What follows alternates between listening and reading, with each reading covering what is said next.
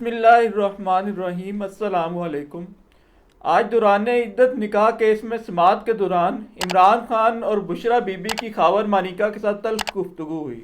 खावर मानिका को इस्टेब्लिशमेंट ने लॉन्च किया है ताकि इमरान खान को जलील किया जा सके कि वो किसी और तरीके से काबू नहीं आ रहे। इमरान खान ने कहा कि मैं और बुशरा कुरान पर हलफ लेते हैं और खावर मानिका भी कुरान पर हलफ ले। साइफर और तोशा खाना केस की तरह अब दौरान इद्दत निकाह केस में भी 10 घंटे तवील समाअत हुई है ताकि इलेक्शन से पहले सजा दी जा सके। मैं ये समझता हूँ कि कुरान नहीं मंगवाना चाहिए। अदालतों में रोज झूठे कुरान उठाते हैं। खावर मानिका में हया की कोई रमक बाकी होती तो अपनी साबिक बीवी पर 6 साल बाद ऐसे इल्जामात ना लगाता। 6 साल तो वो बहुत खुशो खुरम देखा गया और इसने निकाह के फौरन बाद इमरान खान और बुशरा बीबी के हक में बयान दिया था जो नेट पर मौजूद है। तोशा खाना केस में भी जो हुआ बुशरा बीबी के लालच की वजह से हुआ, लेकिन तोशा खाना से शरीफ और जरदारी खानदान, शाहिद खाकान नवासी सब इससे कहीं बढ़कर मुस्तफीद होते रहे हैं। इमरान खान के हरीफों की जलालत का अंदाजा यहाँ से लगाएं कि जो बीवी निकाह में है उसके साथ नाजायज ताल्लुकात ना होने की सफाई पेश करनी पड़ रही है।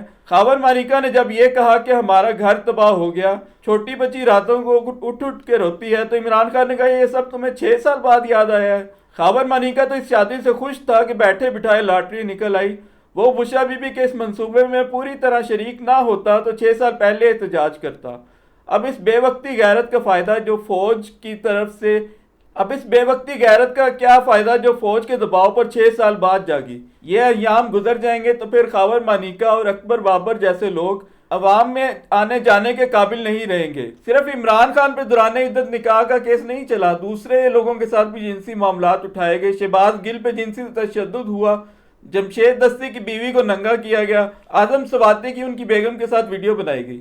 ये बात दुरुस्त है कि इमरान खान बुशरा बीबी और खावर मानिका के चुंगल में मजहबी अकीदत की वजह से आया। वो दम दरूद कराने आया था बुशरा बीबी के पास। इमरान खान को इद्दत जैसी चीजों का इल्म ही नहीं है। वो निक्कर में नमाज पढ़ लेता है, लेकिन मेरी नजर में वो रियाकार इबादत गुजारों से लाख दर्जे बेहतर है। इमरान खान ने बुशरा बीबी के मामले में कोई गुनाह नहीं किया। अगर उसके शादी से पहले बुशरा बीबी से जिनसी तल्लुकात होते तो ऐसी औरत से निकाह करता ही क्यों। बुशरा ने अदालत में खावर मानिका की बदजुबानी के मुकाबले में खामोशी इख्तियार करके और तोशा खाना केस में गिरफ्तारी पेश करके और बनी गालों को सब जेल करार ना देने और डील ना करने की जो बातें की हैं, इस वक्त उन्होंने बड़ा बावकात तर्ज अमल इख्तियार किया है। वॉइस ऑफ अमेरिका ने एक इदारे से सर्वे करा के उसे जारी कराया है। फौज पर 74% अवाम का मुकम्मल एतमाद।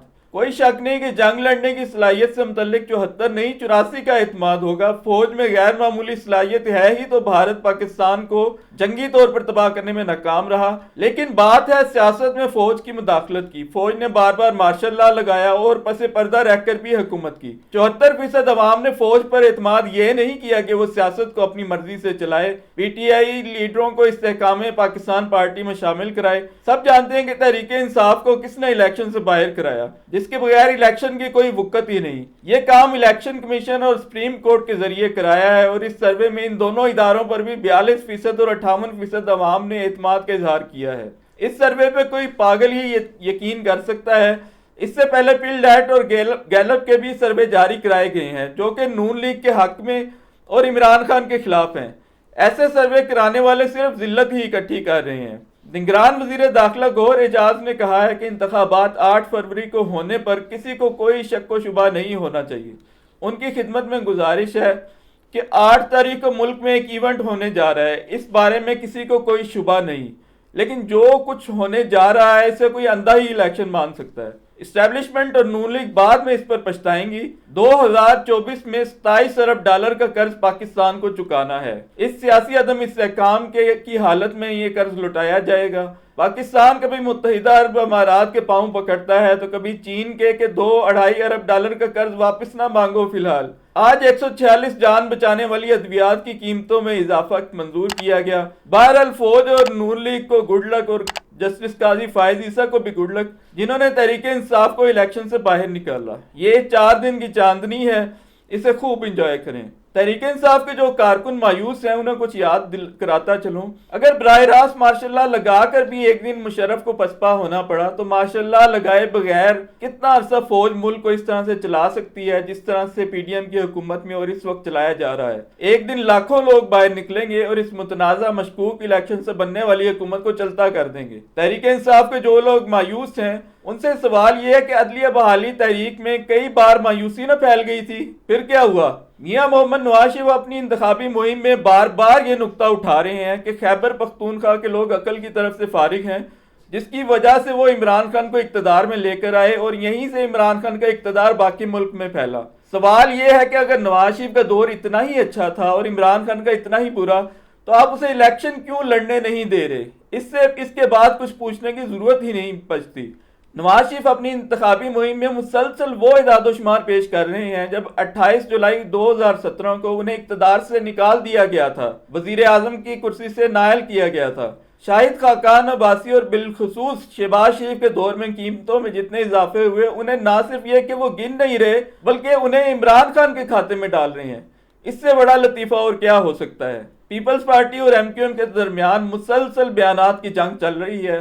कोई शक नहीं कि जमात इस्लामी के नेमतुल्लाह खान की तरह एमक्यूएम के मुस्तफा कमाल के दौर में भी कराची में बेइंतहा तरक्की हुई उस वक्त, मगर वो अल्ताफ हुसैन के कब्जे में थे जो शहर को एक माफिया की तरह कंट्रोल कर रहे थे। अल्ताफ हुसैन ने टारगेट किलर्स का एक गैंग बना रखा था, जब चाहते कराची को बंद करवा देते, सारे टीवी चैनल बंद करवा देते। अब जबकि एमक्यूएम अल्ताफ हुसैन के चुंगल से आजाद हुई है तो ये अच्छा मौका है कि जरदारी साहब के आसेब से जान छुड़ाई जाए।